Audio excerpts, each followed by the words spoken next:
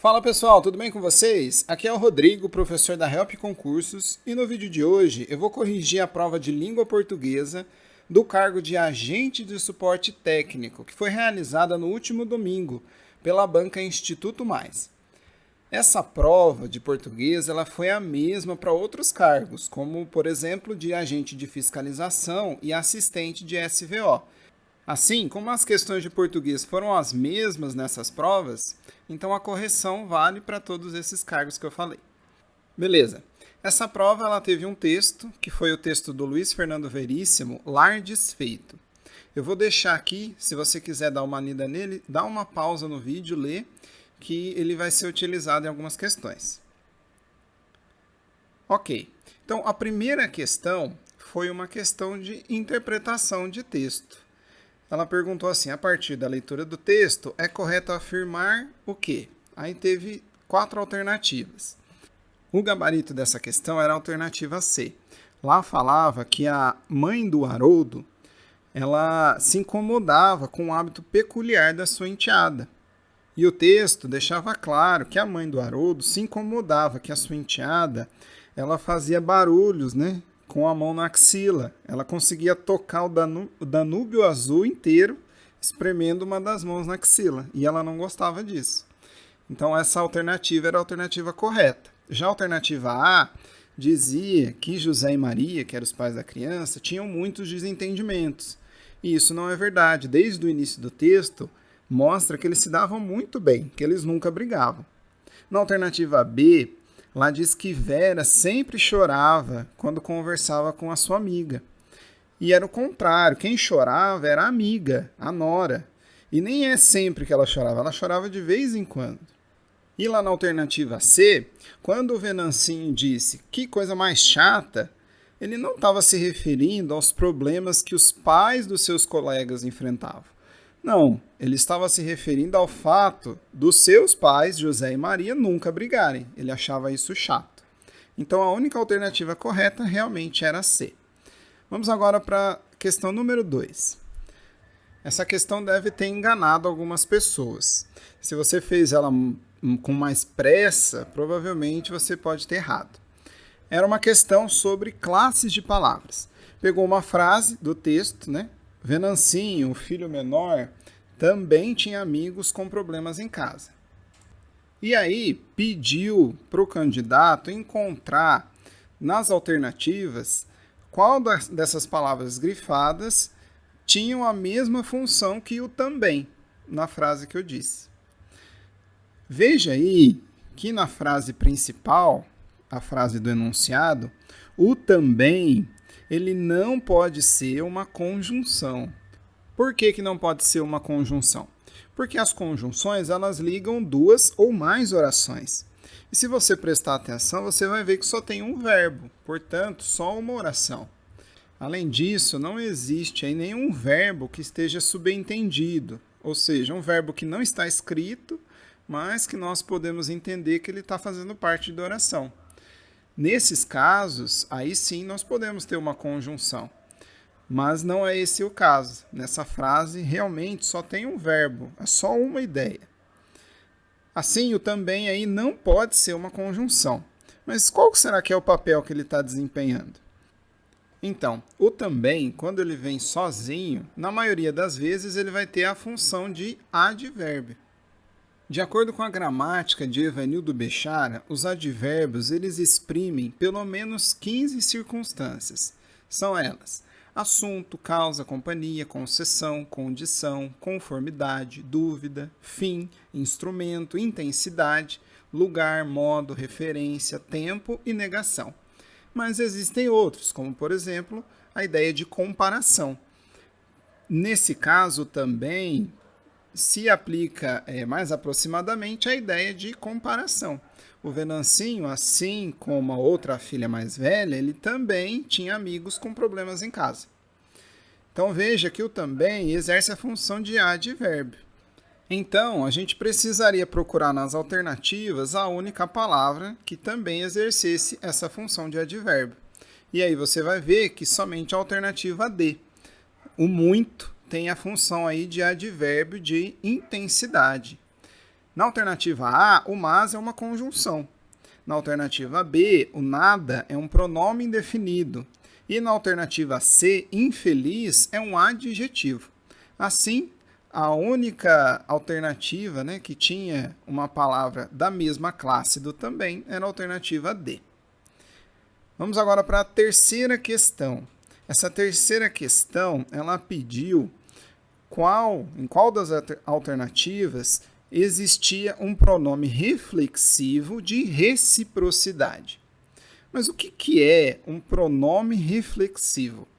Um pronome reflexivo é aquele onde o sujeito ele tanto pratica a ação quanto ele sofre a ação que ele mesmo pratica. Existem exemplos na própria questão, nas alternativas. Por exemplo, aí na alternativa C, gritou Maria, começando a erguer-se do seu lugar na mesa. Veja que a Maria, ela exerce a função de erguer e ela sofre a ação de ser erguida. Então, esse pronome ser é um pronome reflexivo. Mas veja que ele queria um pronome reflexivo de reciprocidade. Algo recíproco envolve mais de uma pessoa, você não concorda comigo?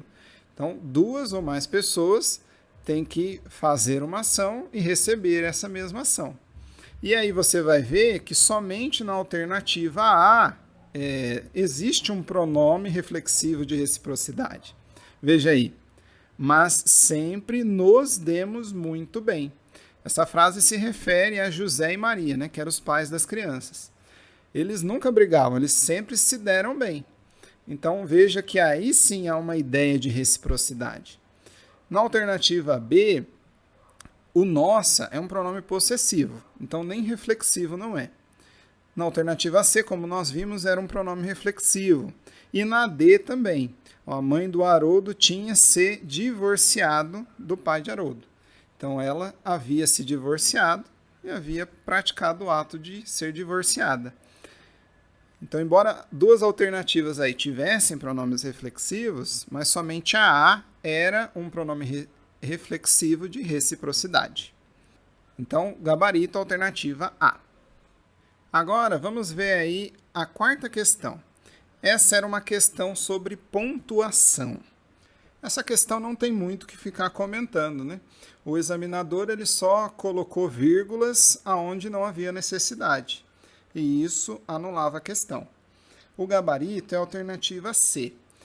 Mas para te dar uma dica de como você conseguir responder mais fácil perguntas sobre pontuação, quando na frase tiver várias vírgulas, pega sempre a parte que está entre vírgulas e grifa ela.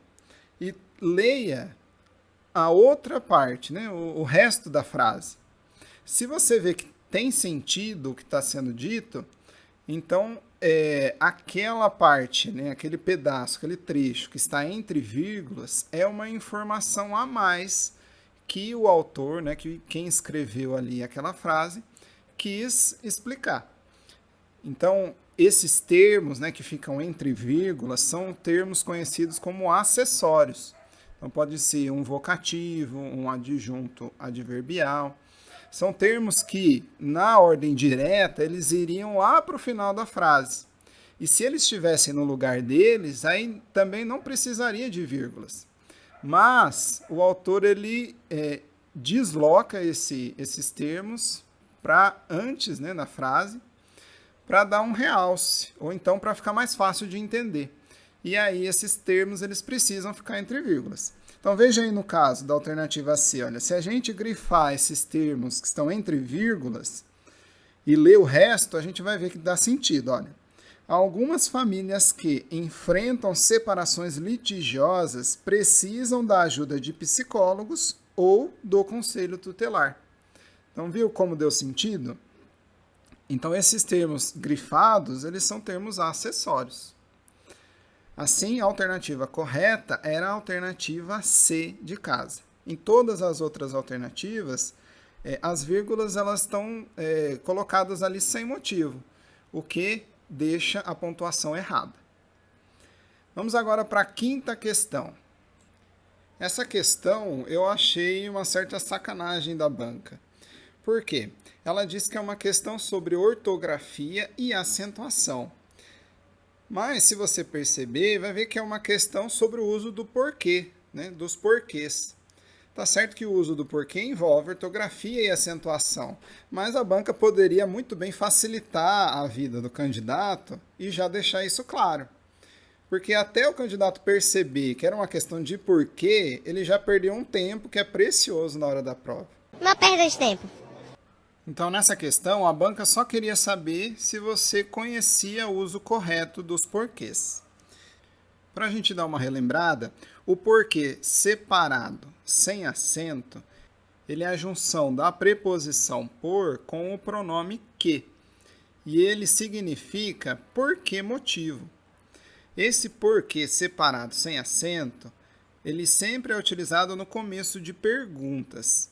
Mas tem um detalhe, ele pode vir no meio da frase, se ali no meio da frase eu iniciar uma pergunta. E ele vale tanto para perguntas diretas, onde eu coloco o ponto de interrogação no final, quanto para perguntas indiretas. Já o porquê junto, sem acento, ele é uma conjunção, então ele vai estar sempre ligando duas orações. O porquê separado com acento, ele vai sempre ser utilizado no final de uma pergunta. Então, obrigatoriamente, para mim usar o porquê separado com o acento no que, eu preciso logo depois colocar uma interrogação. E o porquê junto com o acento, ele é um substantivo. Então, sempre antes dele, eu tenho que ter um artigo. Ou um artigo definido ou indefinido. Então, ou o porquê ou um porquê. Então, se você gravar aí essas regrinhas, fica fácil de você matar essas questões de porquê. Veja aí, então, na questão que logo de cara a gente já pode excluir tanto a alternativa A quanto a alternativa D. Porque na A ele iniciou uma pergunta com o porquê junto. Então, o porquê que inicia perguntas é o porquê separado, sem acento. E na alternativa D, ele colocou um porquê no final de uma pergunta e não utilizou o acento. Então, essas duas aí, de cara, você já conseguia anular. Agora, a B e a C, se você ler com atenção, você vai perceber que as duas são perguntas indiretas. Veja aí, olha, alternativa B. Eles se perguntavam por que a menina ainda não voltara. Não dá uma ideia de ser uma pergunta indireta? Então veja que aí ele usou o porquê separado sem acento. Então essa é a alternativa correta. Já na C, veja, eu realmente não entendi por que você fez isso. Novamente, é uma pergunta indireta. Então, o correto seria utilizar o porquê separado, sem acento. Então, a C estava errada. Assim, o gabarito dessa questão era a alternativa B. Agora, vamos ver a sexta questão. Era uma questão sobre acentuação. Em questões desse tipo, você precisa ter um bom vocabulário e conhecer as regras de acentuação. Aí, nessa questão, a única alternativa correta é a alternativa D. A menina caiu quando tropeçou na raiz do pé de cambuci. Então, cambuci não tem acento. Pé, que era a única que tinha acento, foi colocado o acento. E já nas outras alternativas, tinha sempre uma palavra que ou não tinha acento e colocaram, como, por exemplo, rubi, na alternativa A, ou eram palavras que tinham acento e não foi colocado, como na alternativa B e na C. Heroísmo, da B, tem acento. E Havaí, na alternativa C, também tem acento. São acentuadas. Então, aí você precisa conhecer as regras de acentuação, né, das proparoxítonas, paroxítonas, oxítonas, as regras especiais e, principalmente, ter um bom vocabulário. Que aí você vai reconhecer, né, sem precisar nem lembrar dessas regras. Vamos então para a sétima questão. Essa era uma questão sobre crase. Beleza. Então, sempre que tiver uma questão sobre crase, existe uma dica muito boa que eu já falei em outros vídeos, mas é sempre bom repetir. Quando você tiver numa questão sobre crase, procura trocar o substantivo feminino, que está depois da crase, por um substantivo masculino. E veja se você vai utilizar o ao ou aos, porque se você utilizar o ao ou aos, é porque tem crase. Então veja aí nesse caso. Esses dias difíceis me trouxeram ao pensamento homens aos quais sou grato. Então veja que nos dois casos aí, nas primeiras duas lacunas, o ao e o aos eu utilizei quando eu troquei os substantivos. Então, as duas lacunas, né, têm crase. Então ficaria assim, olha, esses dias difíceis me trouxeram à lembrança pessoas às quais sou grata. Então as duas primeiras tinham crase, mas na última não tem crase, e aí por motivo de outra regra.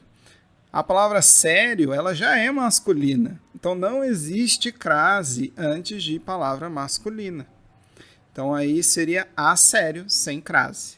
E nós chegamos no gabarito, alternativa D. A com crase, as com crase e o último A sem crase. Vamos agora para a oitava e última questão de português dessa prova. Essa questão foi parecida, né? Foi relacionada à regência e concordância. Veja aí a frase. A matriz da multinacional não cedeu protestos feitos pelos gerentes locais. Demanda visava atenuar investidores os impactos negativos da decisão. Acredito que essa questão não trouxe muitas dificuldades.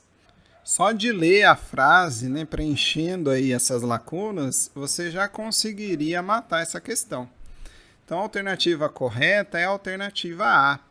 Na primeira lacuna, nós vamos preencher com aos protestos.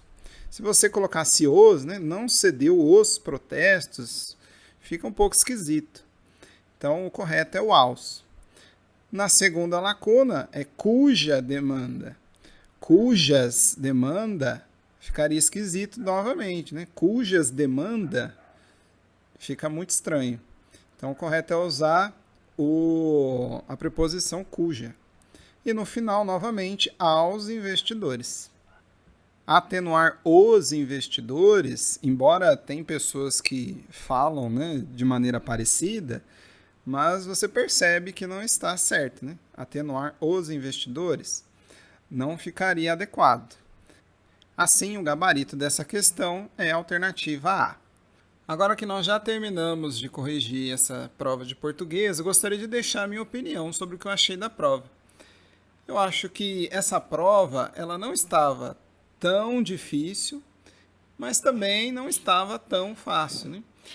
Teve algumas questões aí que era necessário ter um conhecimento sobre o assunto, principalmente na questão de ortografia, né? Do uso do porquê, e também era necessário ter bastante atenção. Por exemplo, na segunda questão sobre as classes de palavras. Muitas pessoas já estão acostumadas a ver o também como uma conjunção, né? Ele é muito utilizado como conjunção. Então, se você não estivesse prestando atenção na pergunta, né, e na questão em si, você marcaria a alternativa A, né, que era uma outra conjunção. Por isso, eu acredito que é muito difícil que a banca ela vá anular alguma questão. Então, se você entrou com recurso, é claro que a gente tem que esperar, mas eu acredito que dificilmente vai ter alguma alteração, pelo menos na prova de português. Beleza, pessoal? Então essa aí é a minha opinião. Mas eu gostaria de saber, como é que você foi nessa prova? Foi bem? Foi mal? O que você achou? Escreve aí nos comentários, vamos conversar sobre isso. E além disso, se inscreve no canal e ativa o sininho, porque nas próximas semanas eu vou estar comentando as outras matérias que caíram nesse concurso. Chegamos assim ao final do vídeo de hoje. Se você gostou, deixa um like no vídeo. Além disso, se inscreve no canal para não perder os vídeos novos e para continuar ligado nos melhores conteúdos de concursos públicos.